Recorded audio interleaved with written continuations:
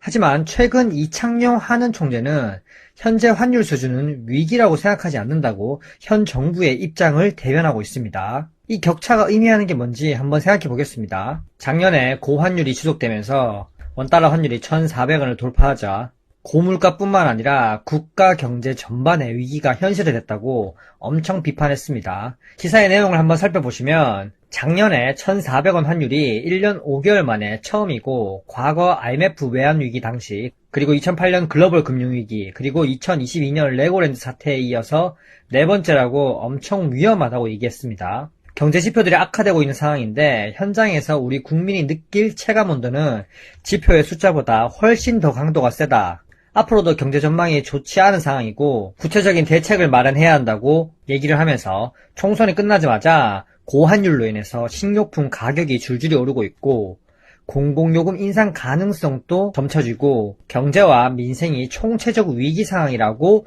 얘기했습니다. 지금 또 1,400원 환율인 건 똑같은데 작년에는 위기 그리고 올해는 위기라는 말을 전혀 하지 않고 있죠.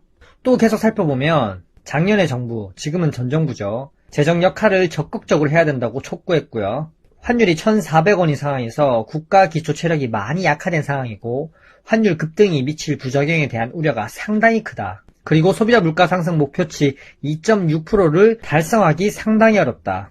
이 상황을 방치하면 민간 소비는 줄고 물가는 오르는 스태그플레이션이 현실화될 수 있다. 경제 위기를 극복하기 위해서는 특단의 대책이 필요하다. 윤석열 대통령 담화에서 경제 상황에 대한 긴장감을 전혀 느낄 수 없었고 구체적인 민생 대책 제시도 없었다면서 정말 위기라는 말을 계속하면서 경고, 압박, 엄청 전 정부를 비난했었습니다. 정말 나라 걱정을 하는 건지 정부 비판을 위한 행동인지 가늠이 안 됩니다.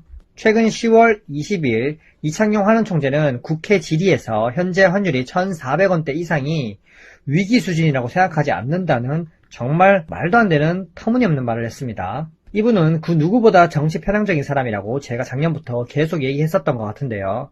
결국 현 정부와 같은 기조를 가지고 가고 있고 현 정부의 목소리를 이창용 한은 총재 입을 빌려서 얘기하는 것과 다르지 않습니다. 이창용 한은 총재는 더불어민주당에서 환율 수준을 볼 때 위기인지 뉴노멀인지 물었고요. 그에 대한 답변은 위기라고 생각하지 않는다고 얘기했습니다. 단기적으로 미국과 중국의 관세 문제 그리고 우리나라의 관세 문제도 있기 때문에 한 달 전만 해도 환율이 1,360원대였고 이 수준은 안전하다는 거죠.